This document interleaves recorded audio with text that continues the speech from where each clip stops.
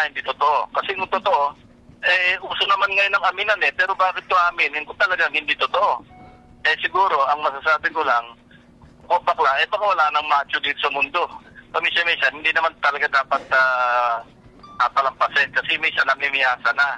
And she thinks she can always invoke immunity by insanity. Every time she opens her mouth, no, magagather ako ng ebidensya doon para ma-expose yung kanya mga misdeeds at saka yung mga corrupt ways. Ano? Yun ang pangsagot ko sa kanya. Kaya nung binabanatan niya yung Senate at binabanatan niya kami mga senador, nag-ipon ako ng ebidensya tukol sa nirentahan niyang space doon sa sarili niyang building. At yun, maliwanag yun na violation ng anti-graft law. So yun, hindi ko na nga lang sinabi sa inyo, pero mahigit 2 linggo ko na yung nirefer sa Office of the Ombudsman.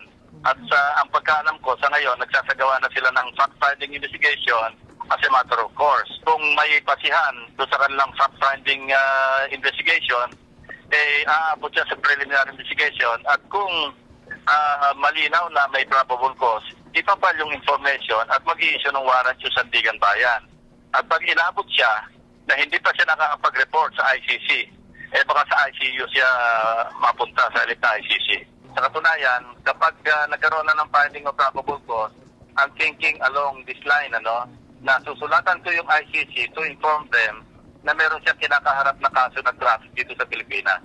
Yes, every time she opens her mouth, mag-iipon ako, magagather ako ng evidence to expose her misdeeds and corrupt ways. May sinisimulan akong inimbestigahan ngayon, yung paggamit na ng kanyang pork barrel na under the guise na sports complex yung ipapagawa, cockpit arena ang kinonstruct. So yun ay sinisimulan ko na mag-gather ng mga dokumento at ebidensya at kung mayroong pasihan, again, i-refer ko yun sa ombudsman. Kung ikaw nagmamalinis, dapat siguradong malinis ka kasi kung meron kang mga dumi, huwag kang mag-aatake ng kapwa mo, lalo na kung hindi totoo ang mga binabato mo.